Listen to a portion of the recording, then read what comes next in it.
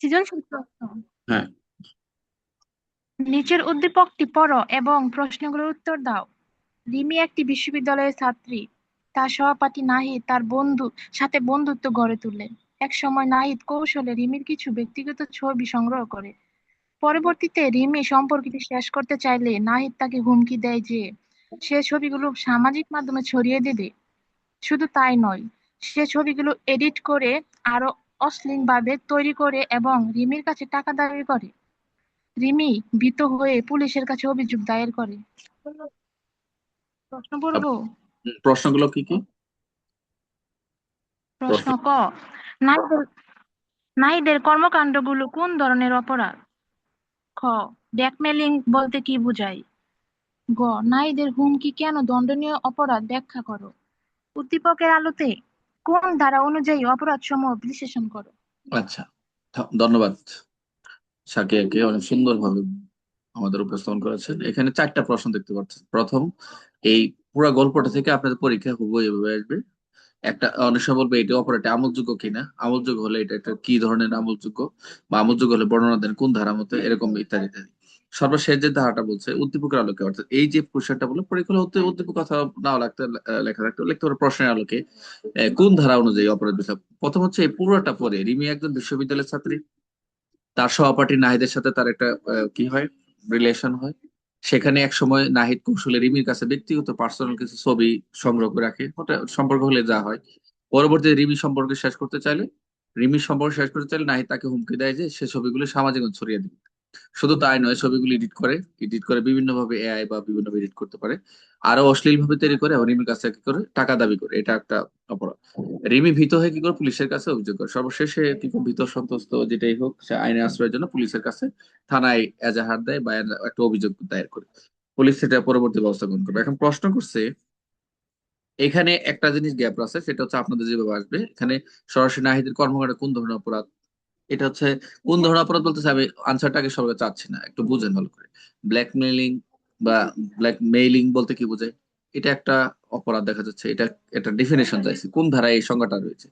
যে ব্ল্যাকমেইল করা, এই ব্ল্যাকমেইলিংটা কোন ধারায় রয়েছে মূলত, এটা একটা বিষয়, এটা আমরা জানবো। ব্ল্যাকমেইল বলে ওই ধারাটা লেখে, তো ধারা যদি না লেখেন এখানে কিন্তু ব্ল্যাকমেইল বলতে কি বোঝায় এখানে ধারা চাই না, বাট এটা বলছে আপনি পারেন কিনা আপনাদের কাছে বের করে নিয়ে আসে। আপনারা মুখস্থ করে যাবেন, মুখস্থ করে লাভ নেই। এই যে নাহিদের যে হুমকি গুলো দিচ্ছে এখানে কেন অপরাধ, কেন দণ্ডনীয়, মানে কেন দণ্ডনীয় অপরাধ, যেহেতু এই আইনই বলা রয়েছে এটা দণ্ডনীয় অপরাধ, এটা আমলযোগ্য অপরাধ, আমলযোগ্য অপরাধ এরকম। তাহলে এই এই কোন ধারা অনুযায়ী পুরো প্রশ্নটা আমাকে, আমরা যেহেতু পড়ি না এটা, আমরা অনেকে অনেকে জানি, অনেকে গত গত বছর পরীক্ষা দিচ্ছে। স্যার, আস্তে আস্তে আস্তে নাজমুল, আস্তে না আস্তে, না আস্তে।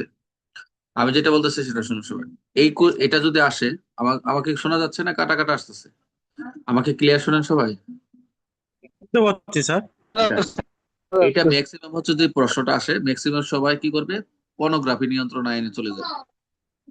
প্রথমত পর্নোগ্রাফিতে চলে যাবে, কেন যাবে জানেন? ওই যে লেখছে প্রথম হচ্ছে কৌশলে ছবি সংগ্রহ করছে, ওই যে ছবি সংগ্রহ করা উৎপাদন করা চলে যাবে।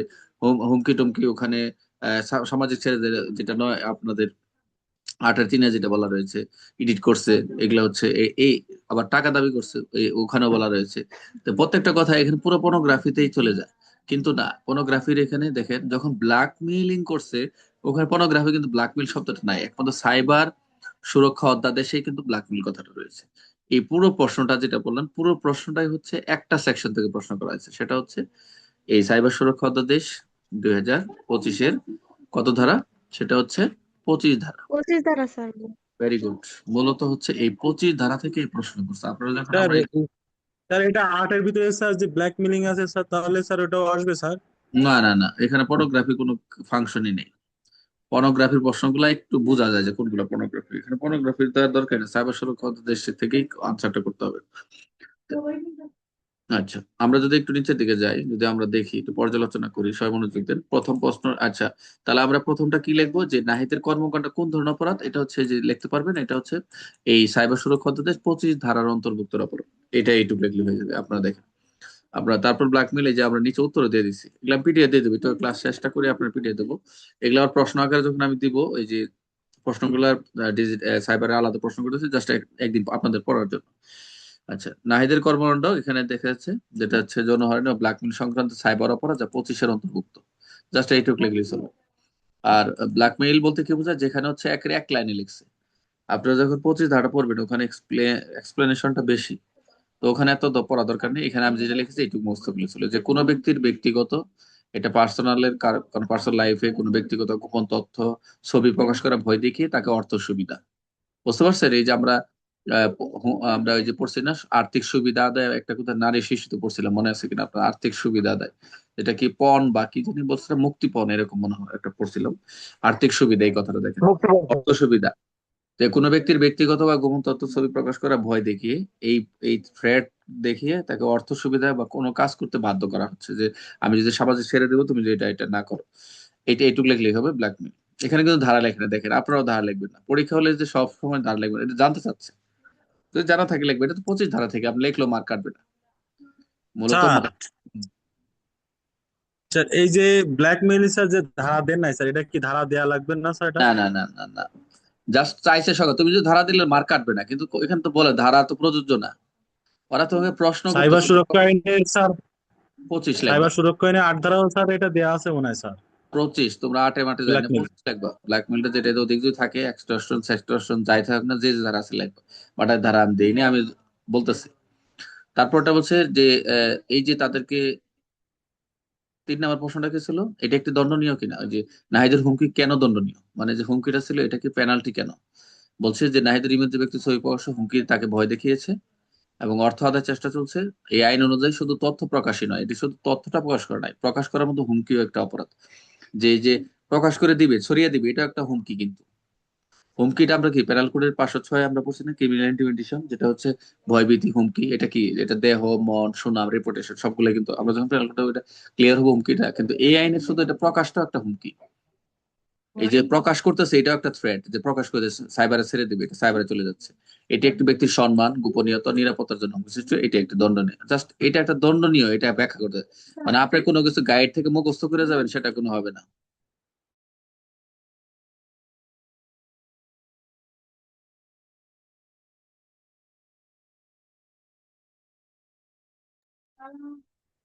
আচ্ছা শোনেন সবাই, তাহলে 4 নাম্বারটা কি এখন?